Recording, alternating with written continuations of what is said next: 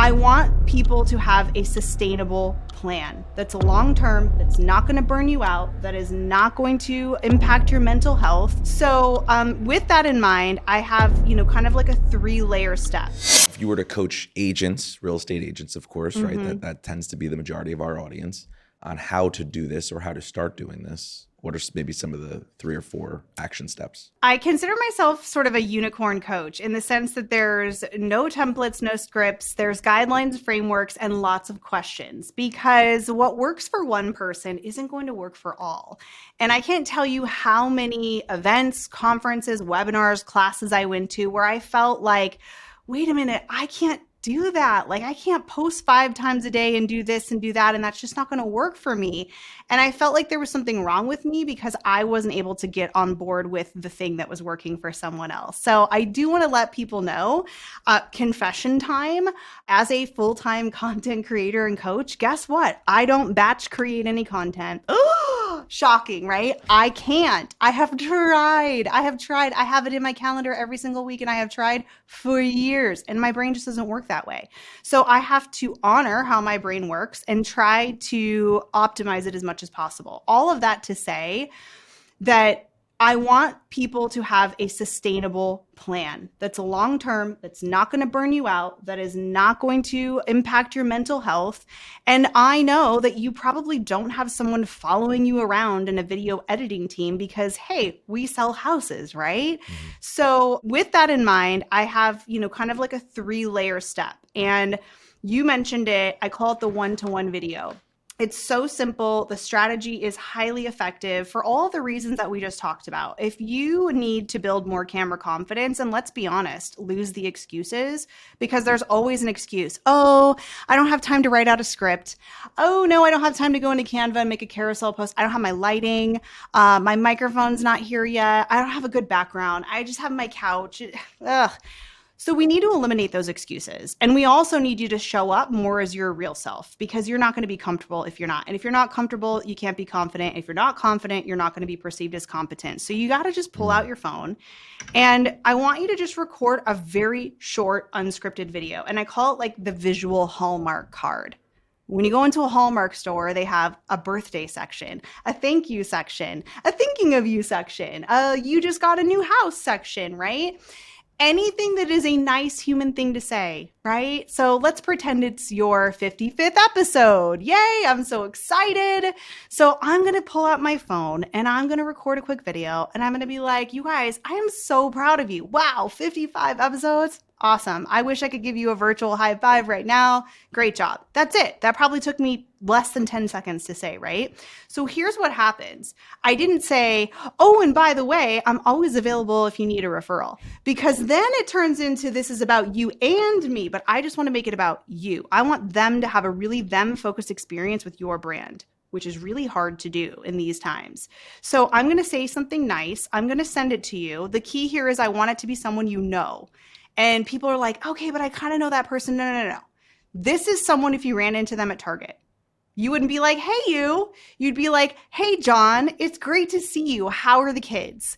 This is someone you know well enough that you are going to be comfortable. You're going to like them. You're going to know them. You're going to trust them. And we need to have that, because when you know who you're talking to, you don't need a script. And when you know what to say, which isn't about you, and it's something nice for someone else, you feel good saying it. They feel great being seen and receiving it. And then all of a sudden, you're looking in that lens and you're like saying happy birthday, and you didn't even know, but you're smiling. And you're like, oh, okay, well, that wasn't horrible. Maybe the lighting could have been better, but that sounded kind of pretty much like me. And so you get more comfortable with these natural warmth cues so that you feel more like the authentic version of your real self. And you get more comfortable and you get more confident. And here's the really cool part of this whole strategy, right? So you've shot your video, you're going to send it to someone you know, you're going to make their day, and it's going to make you feel great. But here's how we're going to send it, because this is a really important component of this strategy, because I want you to work smarter, not harder. I want you to leverage what the algorithm can do for you. And so I want you to send this message in a direct message or Facebook Messenger, anything like that. I want you to send it through that, not email, not text. Here's why. I love email. I love text.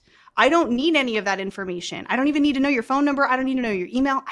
If I'm connected with you on Instagram, I can just send you a direct message. So it gives you access. And number two, whoever you talk to, whoever you're sending direct messages to, the algorithm says, oh, well, you probably want to see more of each other. Let's resort both of your feeds so that the next time you post something that's not a happy birthday to one person, but you're posting your market update or 3 things that you need to know about interest rates that's going out to the whole feed, they're going to see it. And then someone's like, well, I feel like I see you all the time. They're in my inbox. I see you when I open my feed. Maybe you're sending out a monthly email and they feel like this omnipresent experience. And now your content is going to get seen in the future by those people more often. Text message and emails don't work for your future content. It's a great way to get a hold of somebody and give them that message, but I don't get a text message in a week that says, hey, check your Facebook because Chelsea just made a post, right? Yeah. So I'm not saying not to use those tools. It can be an either or. This particular strategy, I want you to ramp up your algorithm and also ramp up your confidence. That's great. That's a really great tip. And is it because you DM them anything at all, or because you DM them an actual video? I don't have any proof of there being a weighted DM. I would assume, like, if I were at Instagram, I would be like, well, yeah, if somebody's sending a voice message or a video message versus an emoji, then, maybe it should be weighted more. But even if there isn't a weight by Instagram, there is a weight by the person who gets it. Because if I give you a thumbs up or a heart versus me sending you a voice message where you can hear my voice, and I'm like, wow, I'm so sorry to hear about, I just saw you post about that, and I just want to let you know I'm thinking of you and I'm really sorry, versus like the sad face. So yes, that there is a weight in the mind of the person who's getting it. Yeah. That's extremely valuable, especially if you want to be able to build a community and build retention around your following too. But if we had to take a step back and look at what's happening today, a lot of people who are trying to get into the creating content field of it, they're probably relying on AI and tech a little too much, where they're putting up topics about, create me a script of, how to talk about interest rates or this, that, and the other to try to communicate through it. And then they end up sounding extremely robotic. Yeah. And I've been guilty of that. Because a robot wrote it. Yeah, essentially because a robot wrote it.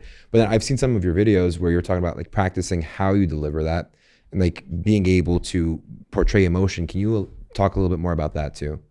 We could probably do an entire podcast just on how to, really communicate more authentically in a camera, because it is awkward. You're looking at a device and usually there's nobody else in the room with you and you're trying to speak to it as if you were speaking to a friend or a client. Yeah. So there's a lot of different layers in there that can trip us up, and, especially script reading, teleprompting, all of those are incredible tools and require some skill to connect with the audience on the other side.